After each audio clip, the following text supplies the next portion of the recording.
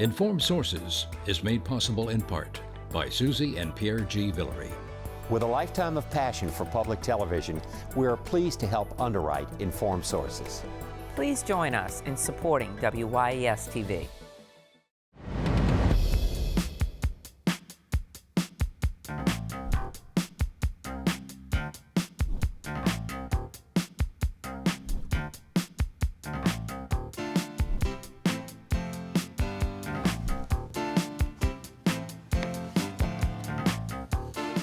Hello, I'm Marcia Kavanaugh. Thanks so much for joining us.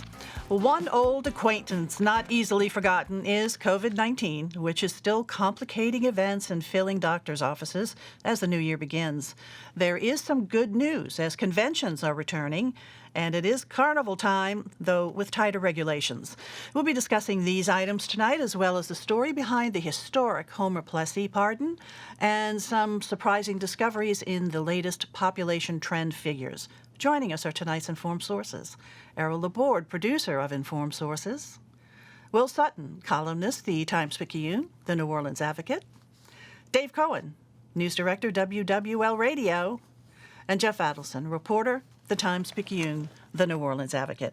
We go on over to Dave first. And COVID did not ring out with the old year. I mean, it's still around, so the latest. Well, we are seeing record number of COVID cases here in Louisiana. Today alone, the state reported 14,802 new positive tests. That's a new record over yesterday's just over 14,000 new positive COVID tests. And that's the discouraging part, is that COVID is spreading faster and more widespread throughout community after community in the state than it has at any time previously in the pandemic.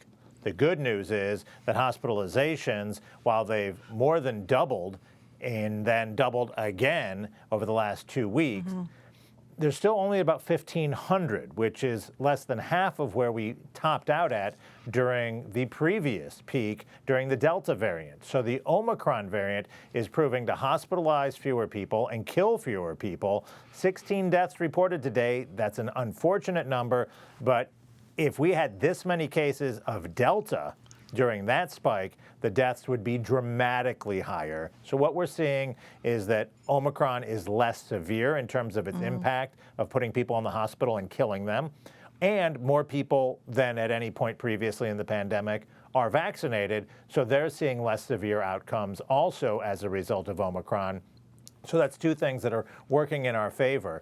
And where we head from here, though, that's the big question. And many of the analysts are looking at the numbers and are not sure when we're going to top out in terms of case spread, because every day it keeps going up and up and up.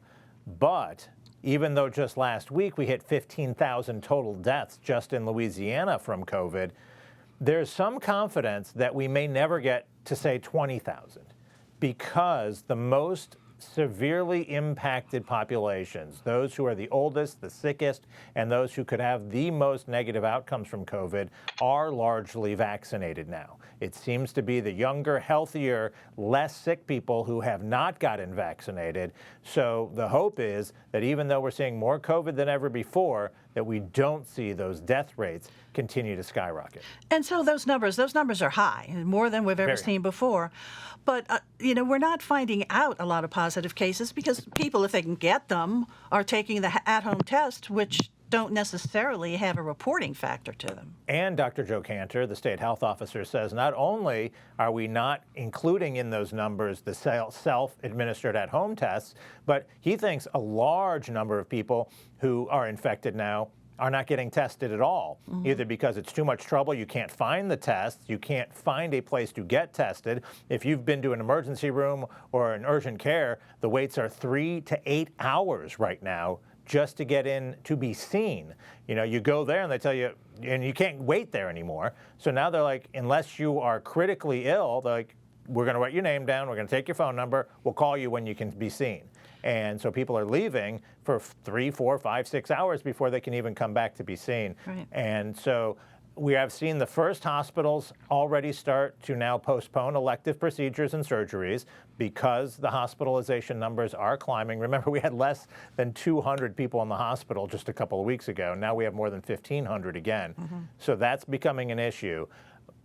And hopefully, the real hope is that with so many people now getting infected so rapidly, and again, we said there's nearly 15,000 cases were reported today. The state health officer said there may have been 50,000 cases today. Yeah.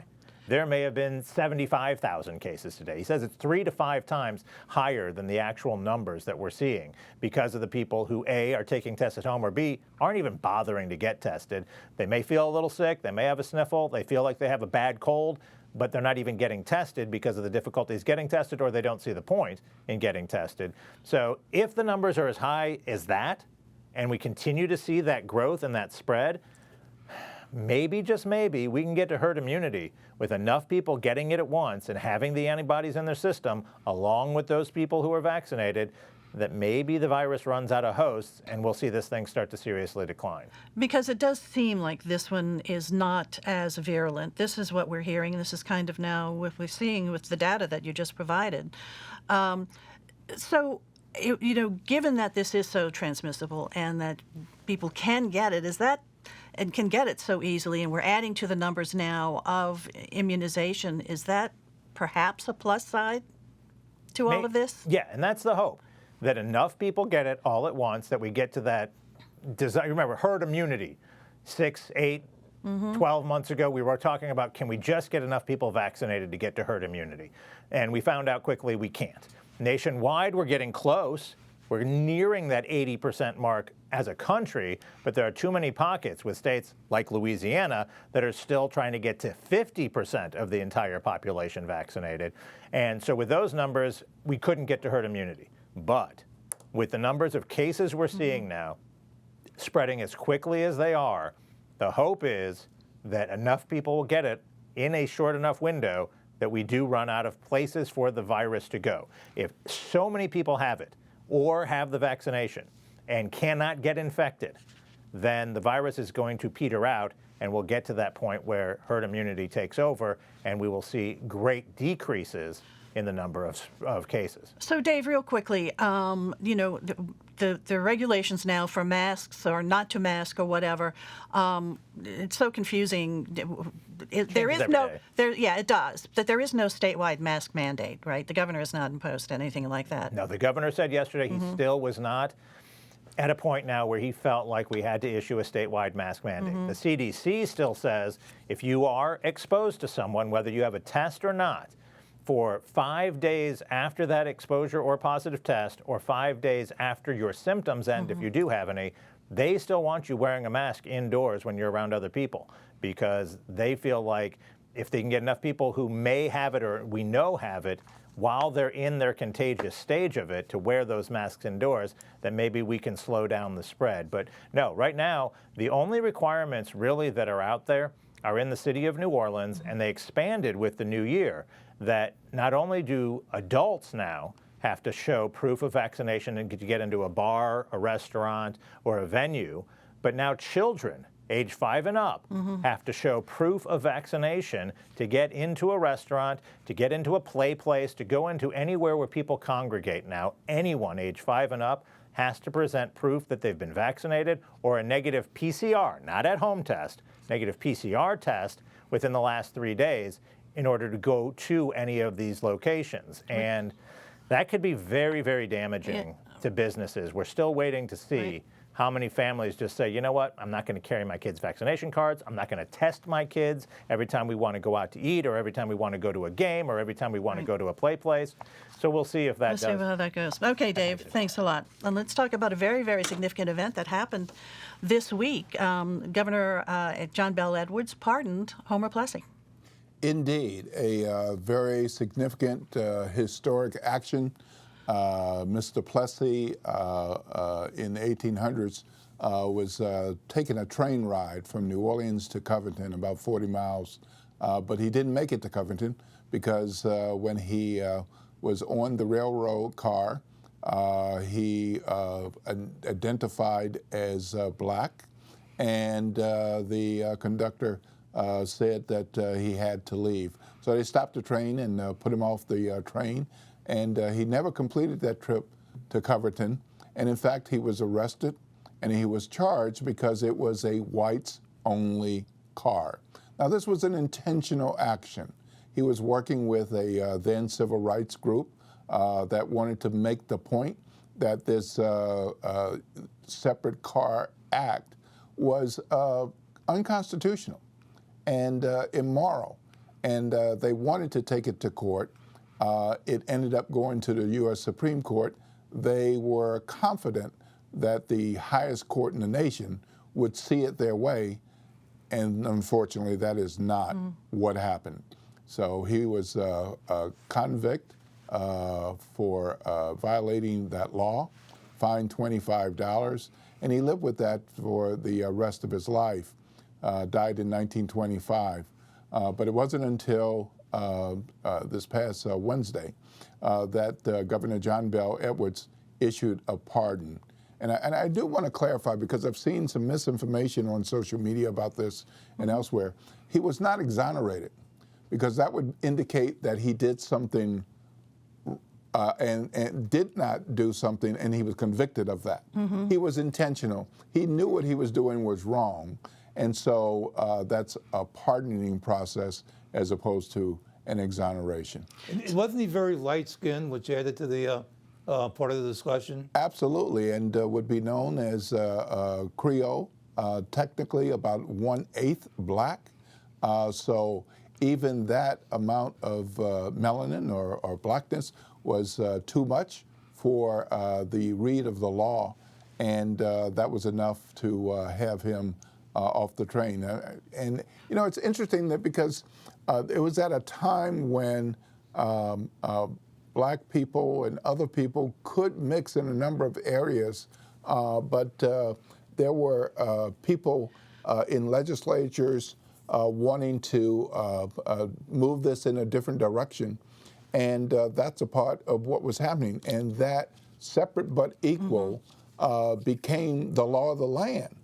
And we operated that way for a very long time until the U.S. Supreme Court Brown versus Board of Education decision, which then said all things are equal.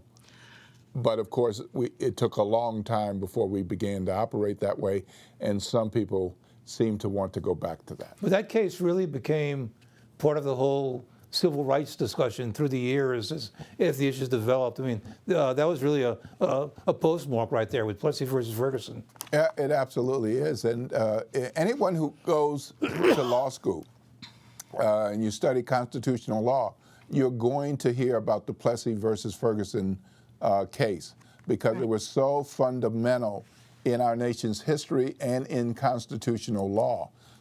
It's something that former Senator Ed Murray referenced just this past few days as this was being considered, that he hopes that all of these law students will get the addendum about the pardon and the importance of their pardon with the history. And also, this was based on getting the pardon on the Avery C. Alexander Act, which Senator Murray was responsible for sponsoring. And it came about because he was researching and studying, and as a good legislator would, and he saw that this type of law was being implemented elsewhere. So this was several years ago, I think about 2006. He got it through the legislature. Very happy to say that Democrats and Republicans saw the viability of this, that if you were convicted for something based on Jim Crow era laws, that this was a path. You're not automatically pardoned, but it was a pathway to get your case before the State Pardon Board and to get it considered by the governor. And that was the process that happened here. And that is the process that happened here. Okay. And it's a wonderful day and a bright day for Louisiana. Definitely is. Okay, thanks a lot, Will. Okay, let's talk about population and census, because we have seen some shifting. That's okay. Let's start with the metro area. Well, we've seen a lot of changes in the last 10 years in the New Orleans area. Probably one of the most significant that we're looking at right now is in New Orleans itself. New Orleans, according to the 2020 census, has about 384,000 people. That is, importantly, about 80% of its pre-Katrina population. And what we're looking at right now are signs that the population growth that we've seen over the last 16 years as people have been returning and the Katrina recovery has been ongoing is slowing down. Now, we saw about 40,000 more people move into the city since 2010. A large portion of that was continuing recovery from Katrina. But a lot of that was front loaded in the first half of the decade. Since about 2016, New Orleans has seen its population either flatten out or even decline. 2016, we had about 8,000 more people in the city than we did as of last year. And so that's a worrying trend for New Orleans. That's in a lot of experts are blaming on increasing housing prices, lack of good paying jobs that can allow people to afford to live in a city with such high housing prices, and of course all the other difficulties that we know about in the recovery process. And so the other areas are, immediately surrounding the city of New Orleans, Jefferson, et cetera, St. Tammany, St. Bernard, Plaquemines, the metro area. How's that looking? Sure. Well, all of those areas are growing, in some cases dramatically. St. Tammany actually saw the largest population growth of any parish other than New Orleans, which again, obviously is a special case, with a particular focus on growth in the Madisonville area, which is an area that hadn't really been as developed before this decade. But that's part of a national trend of growth in these sort of second ring suburbs and exurbs. In Jefferson, we're also seeing very strong population growth, which they had been on a sort of shaky previously. What we're seeing that's very interesting in Jefferson and in St. Bernard is a much more diverse population growth than I think most people are accustomed to in those parishes, both of which were built by white flight out of the city. Most population growth over the last 10 years, though, has been among minority populations, Black residents, and in Jefferson Parish, the Kenner area specifically, a huge boom in the Hispanic population, which has really been a bit of a change for those two parishes. Okay, very interesting to see what these population shifts are like and how the trends will continue. Good to hear from it. All right, thanks a lot, Jeff. We've got to move on right now. And Errol, over to you. I mean, everybody's planning on it. We plan to have a Mardi Gras this year. Is it happening? Well, yes, I know you always correct us. We will have a Mardi Gras day because it's on the calendar. Yes. But what our carnival celebration? There will be a Mardi Gras. There never was not going to be a Mardi Gras. The question is, will there be parades? Right? And all indications that can happen. Let me tell you, the people are ready for it. There's a mood out there, and people are just excited about it. Last night there were some organizations that announced the arrival of Carnival. And you know, sometimes when you have a problem, sometimes good things originate from it. I think last year not having the parades, clearly the best thing that came out of that was the whole house floats idea, which was just a tremendous success. Now it's become institutionalized. Now there's an organization that's running it, and they're going to put out a map of all the houses. And to show how institutionalized it is, last night at midnight was the deadline for registering your house to be able to be on the map. And now it's going to be a king. Now, how a king of the house floats is going to operate, I don't know. I don't know if he's going to go from house to house. But that's definitely become an institutionalized part of Mardi Gras. And so there will be a person king, not a house king. A real person king. Okay. It's a local artist as they go around. So I don't know how it's going to work. But and by the way, one thing the House Floats idea did do was help support local artists because they were able to sell their work. But I talked to a couple of captains this week, and I was expecting gloom, and they're all set. I talked to somebody from Muses, for example, and they have their full complement. Music since day one has always had a waiting list, and they have a waiting list again, and so they're ready. They have their bands, they're ready to roll. Talked like the captain of Sparta, and he's ready to go, and he says he has more people than he had before. And so I think the excitement is there. The fact that it's a late Mardi Gras, that's March 1, I think helps a lot. It gives time to build up, maybe get us a little bit past the cold weather, maybe be able to stir up a few more vacationers to come and see it. And so we're very fortunate with that date. Well, carnival season is underway, right? Kicked off on January 6th. It's underway. It is Mardi Gras time. Okay, and king cake time, too. All righty, E. Thanks a lot. Dave, let's go on over to you. So, looking forward to a Mardi Gras is definitely a very positive development for us all. In other economic news, conventions are really important to our economy, too. Are we starting to see them come back? Yeah, in fact, this week, and you may see lots of people wearing costumes around the city. They're not that excited. It's not that they're early costuming ahead of Fat Tuesday, but the Comic-Con is back in New Orleans, and they got about 10,000 people coming who are fans of comic books, superheroes, sci-fi, fantasy. It's become a much larger kind of inclusion of different genres that attracts some of the A-listers from movies and television shows and comic book writers and things like that to the city, but also fans who come who enjoy spending time together. So 10,000 fans of these genres are at the convention center now, and the vast majority of them have not only one, but probably 3 or 4 costumes they'll cycle throughout the weekend. So that's exciting, and it's going to lead us right into National Roofers Convention. We have the National Stroke Association coming to town. In fact,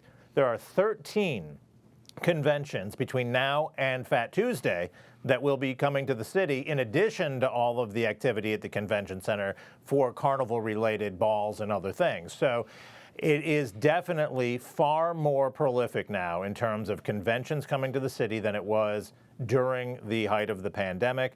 In fact, if we go back to 2019, which is now the record year for convention business in New Orleans, more than $10 billion in direct spending from conventions in that year. They're estimating, Walt Leger, the new head of New Orleans and Company, is estimating that we're going to be at about 75% of that. So we'll be about $3 billion down, but that's a whole lot better than we were over the last 18 months, and very exciting to see that if we can get back to 75% of the convention business, that would be fantastic. And about the same number for tourism. So it's looking better and better, but full recovery, they don't think until maybe 2024. An element of carnival visitors that a lot of people don't see is those super crews like Endymion and Bacchus and Orpheus. There's not enough people in town to fill all those crews at that level with the kind of money they have to pay. And so they recruit a lot of people who come in. And those are what you want. These are people with money who come in, and because they're in the parade, usually here 3 or 4 days, they spend a lot of money, and they're a fun-loving crowd, and they're really important to the economy.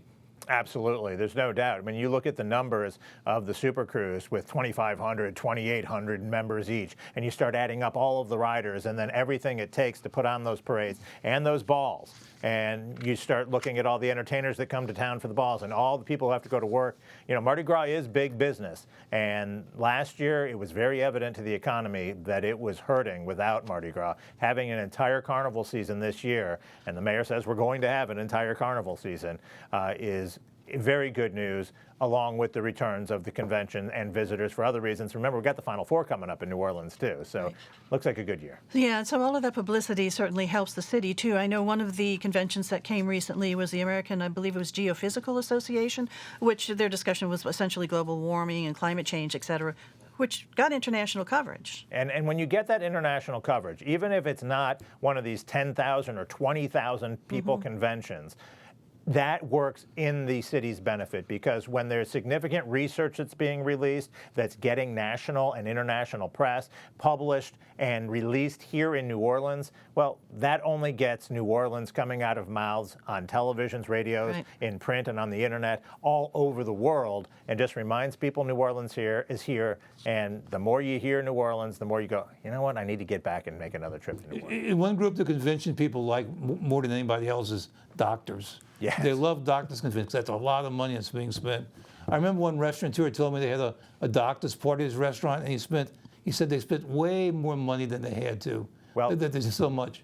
The thing that we hear is that when those medical conventions come, it's the spouses that actually do the bulk of the spending, while the attendees are having their meetings and at the convention center. Generally, their spouses are out spending big bucks in New Orleans, and they love that. Okay, we welcome them all. All right, guys, other stories. E, let's start with you. Well, speaking of Mardi Gras, you could be hearing about this year being the 150th anniversary of the Rex organization. And this week, they started up putting flags up around town to celebrate it. And we're going to see a slide of one of the slides. A banner, right there. yeah. Yeah, banner. This is the 150th anniversary, and you can see them all around the downtown area. Okay, very good. Let's go on over to Jeff now. Well, next week we're going to see a new council take office in New Orleans, as well as the second term of Mayor LaToya Cantrell. So that's going to be an interesting process to watch. It definitely is. It's going to be really a pretty brand new council. A lot of folks are going to be joining that council for the first time. Of course, it's a return for Oliver Thomas, so it will be interesting to see what happens. Will, let's go over to you. Southern University is also a system, multiple campuses.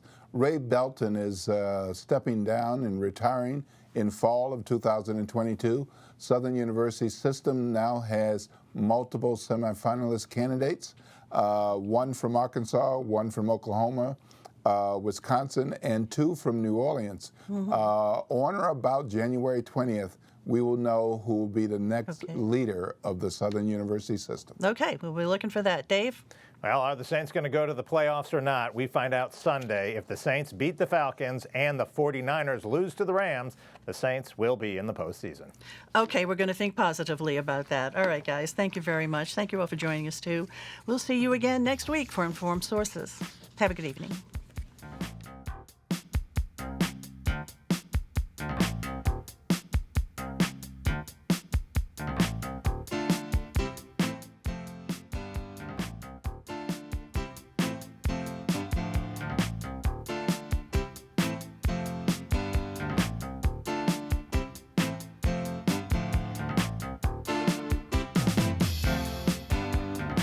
Informed Sources is made possible in part by Susie and Pierre G. Villery.